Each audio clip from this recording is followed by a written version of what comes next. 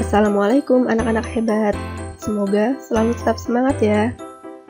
Pada bagian ini, kita akan membahas mengenai persamaan dasar akuntansi, transaksi, membeli perlengkapan dan peralatan. Disimak baik-baik ya. Oke, kita masuk ke contoh soalnya. Di sini kita akan membahas tentang jenis transaksi, membeli perlengkapan dan peralatan. Di sini ada 3 contoh soal, kita bahas satu persatu ya. Yang pertama, tanggal 5, Roni membeli perlengkapan sebesar 6 juta rupiah secara tunai. Nah, di sini kata kuncinya adalah membeli perlengkapan secara tunai ya.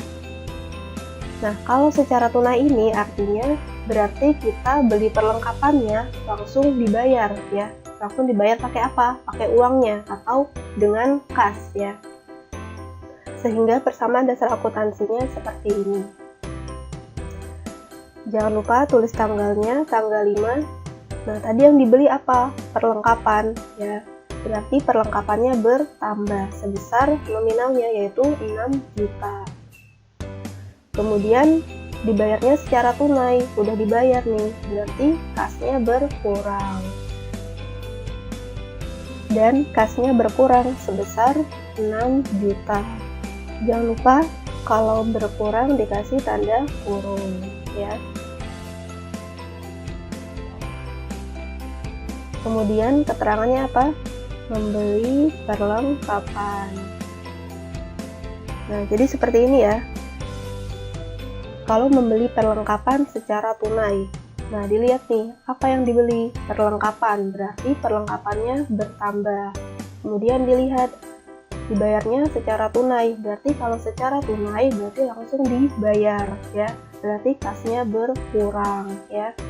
Kenapa kasnya berkurang? Karena untuk bayar perlengkapan tadi, untuk membeli perlengkapan tadi uangnya, jadi kasnya berkurang gitu ya.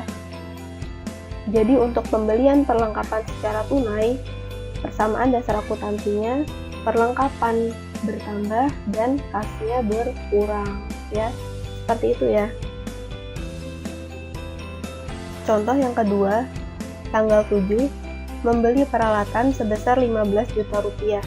Telah dibayar 12 juta dan sisanya secara kredit. Nah, ini yang dibeli apa nih? Peralatan ya. Peralatannya harganya 15 juta. Nah, kemudian ini telah dibayar 12 juta dan sisanya secara kredit. Berarti artinya gimana nih?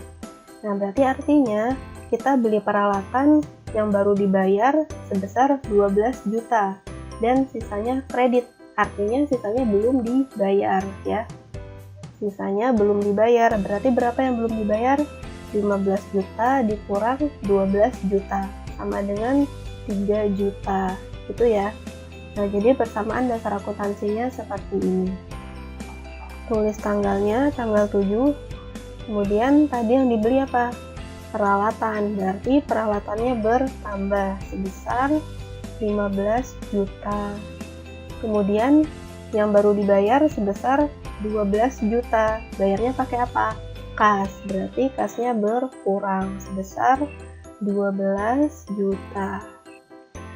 Kemudian sisanya kredit, belum dibayar ya, berarti masuknya di utang ya, betul ya.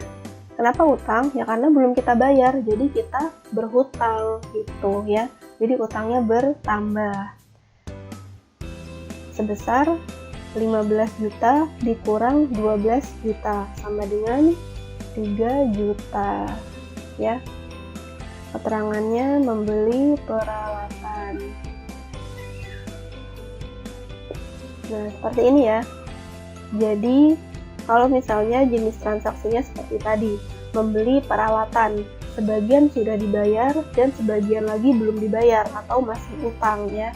Jadi persamaan dasarnya seperti ini, peralatannya bertambah, kemudian kasnya berkurang ya sebesar yang sudah dibayar, kemudian sisanya yang belum dibayar masuk di utang ya, gitu ya.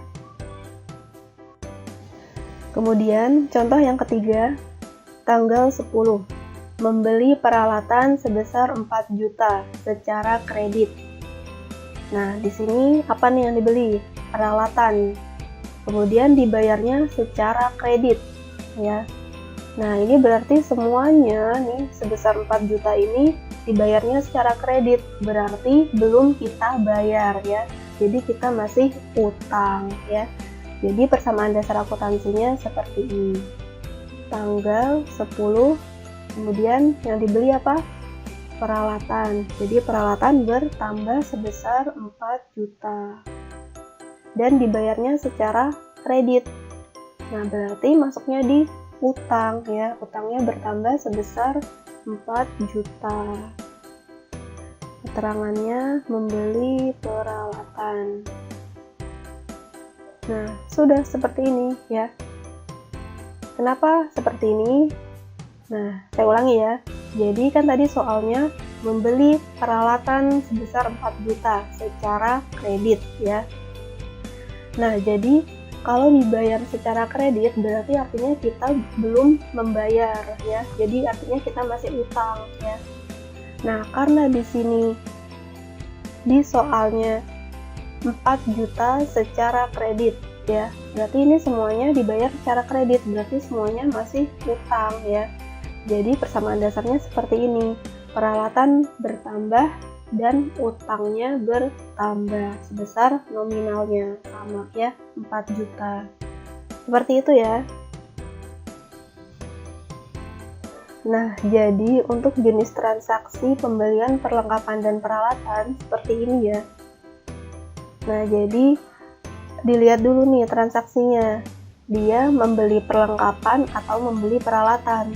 Kalau membeli perlengkapan berarti persamaan dasarnya berpengaruhnya di sini ya, perlengkapannya bertambah.